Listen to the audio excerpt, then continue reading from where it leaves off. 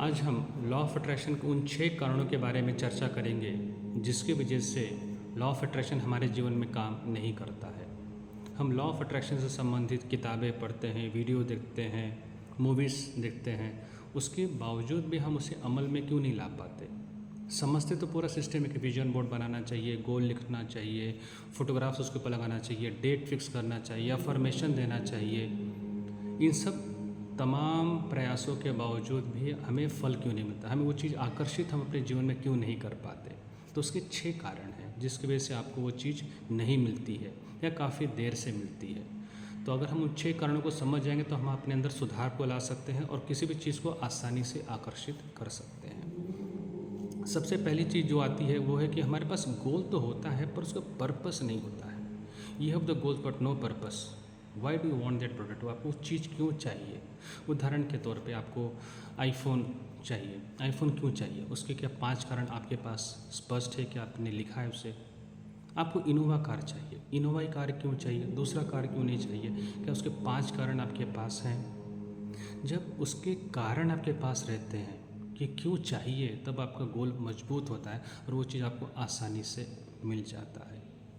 दूसरा चीज़ आता है कि आप एक्शन कैसा लेते हैं अपने लक्ष्य के प्रति। उदाहरण के तौर पे मुझे कार लेनी है, कार का मैंने तस्वीर लगा दिया है अपने विजन बोर्ड पर, जो भी कोई भी मॉडल की कार हो सकती है। पर क्या उस कार को देखने के लिए क्या मैं शोरूम में जाता हूँ, क्या मैं उसको कोटेशन लेता हूँ, क्या मैं उसके लोन के बारे में चर्चा करता हूँ या पता करता हूँ? बिल्कुल भी नहीं। मुझे एक मकान चाहिए, मकान कहाँ पे चाहिए वो भी स्पष्टता चाहिए कि मुझे इस एरिया में मकान चाहिए। पर क्या उस एरिया में मकान ढूंढना शुरू कर देते हैं?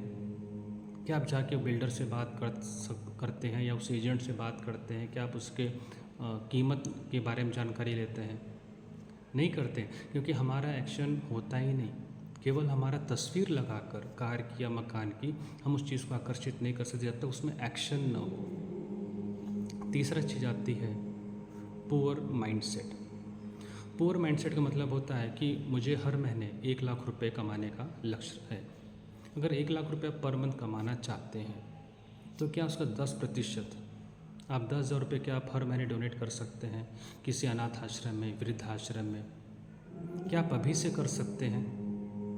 जब हमारे पास सोच ही नहीं है देने का, दान करने का, सामाजिक तत्व नहीं है, समाज में परिवर्तन लाने की सोच नहीं है, तो उसे कहा जाता है पुअर माइंडसेट। कहीं न कहीं मुझे लगता है कि मैं वो चीज़ कमा नहीं पाऊँगा। मैं अपने विजन बोर्ड पे कितना लिखूँ कि मैं 1 लाख रुपए पर मंथ कमा रहा हूँ या कमाना चाहता हूँ फला तारीख से। पर आज से ही जो आपने अमाउंट लिखा है उसका 10% आज से ही आप डोनेट करना शुरू कर दीजिए। आपका रिच माइंडसेट होना चाहिए। जब तक ये रिच माइंडसेट नहीं होता तब तक आप रिचनेस को आकर्षित नहीं कर सकते, समृद्धि को आप आकर्षित नहीं कर सकते। चौथी बात आती है सेल्फिशनेस, स्वार्थ। मान लीजिए मेरा कोई व्यापार है और मैं चाहता हूँ मेरे व्यापार में उन्नति हो, समृद्धि हो। पर अगर मैं चीज़ सोचता हूँ तो क्या सिर्फ मैं अपने बारे में अगर सोच रहा हूँ तो मुझे कभी भी लॉ ऑफ अट्रैक्शन काम नहीं करेगा। मुझे सोचना पड़ेगा इन्वेस्टर्स के बारे में, शेयर होल्डर्स के बारे में, मुझे सोचना पड़ेगा उस एम्प्लॉय के बारे में, सिक्योरिटी गार्ड के बारे में, उस हर व्यक्ति के बारे में सोचना पड़ेगा जो मेरे व्यापार में योगदान दे रहा है, डायरेक्टली या इनडायरेक्टली। अगर मैं उसकी तरक्की, मैं उसकी समृद्धि के बारे में अगर मैं नहीं सोच रहा हूँ, उसके मुनाफे के बारे में मैं आज अगर नहीं सोच रहा हूँ, तो लॉ ऑफ अट्रैक्शन मुझे आकर्षित नहीं होगी।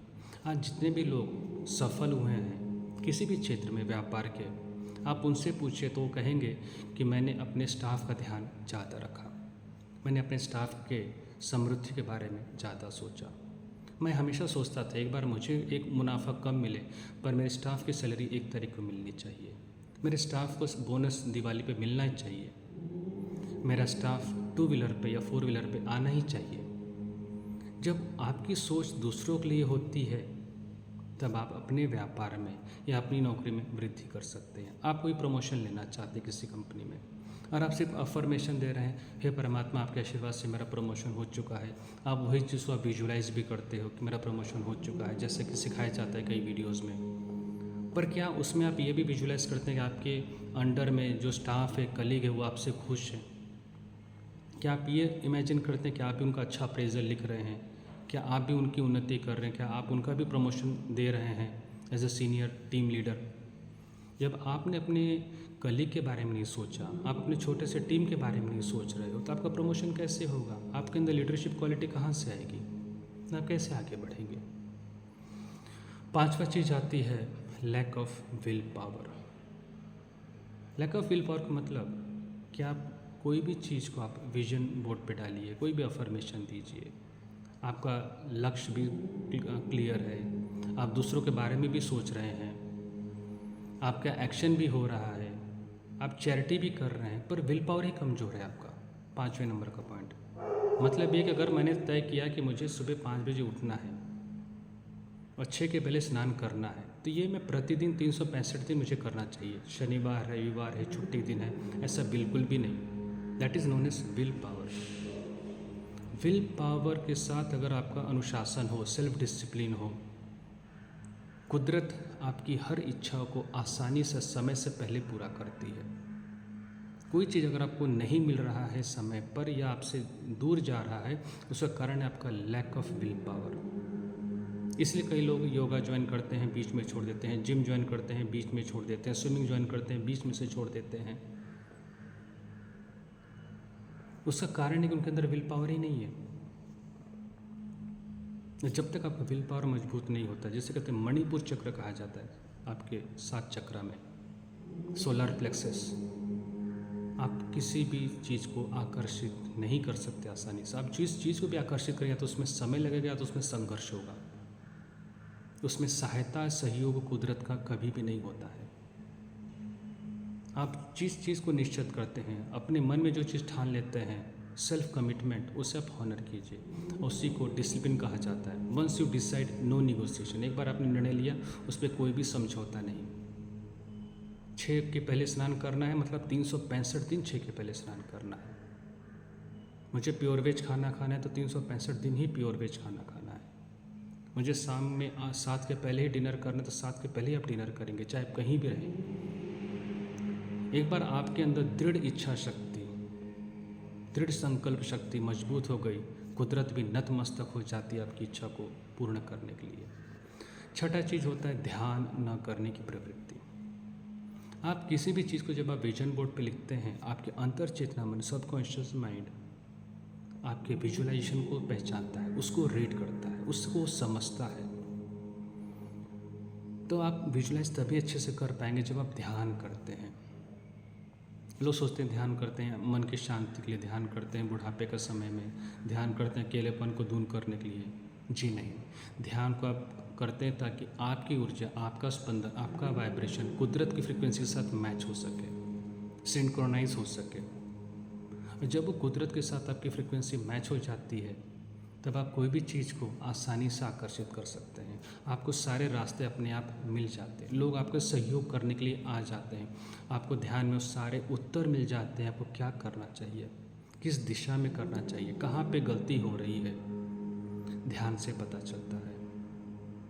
ध्यान केवल आंखें बंद करके म्यूज़िक लगाकर ध्यान नहीं होता है। ध्यान मतलब जप नहीं होता कि आंखें बंद किया और किसी मंत्र का जप कर रहे हैं। ध्यान का मतलब कोई भगवा वस्त्र पहनकर, दाढ़ी रखकर, शरीर को बाल बढ़ाकर हिमालय पे बैठने को ध्यान नहीं कहा जाता है। ध्यान रहता है अपने साथ रहना, अपने सांसों के साथ रहना। यही चीज़ भगवान बुद्ध ने बताई थी। The person who can be with his breath, he can be with his source. जो व्यक्ति अपनी सांसों के साथ रह सकता है, वो अपने साथ रह सकता है, अपने अस्तित्व के साथ रह सकता है।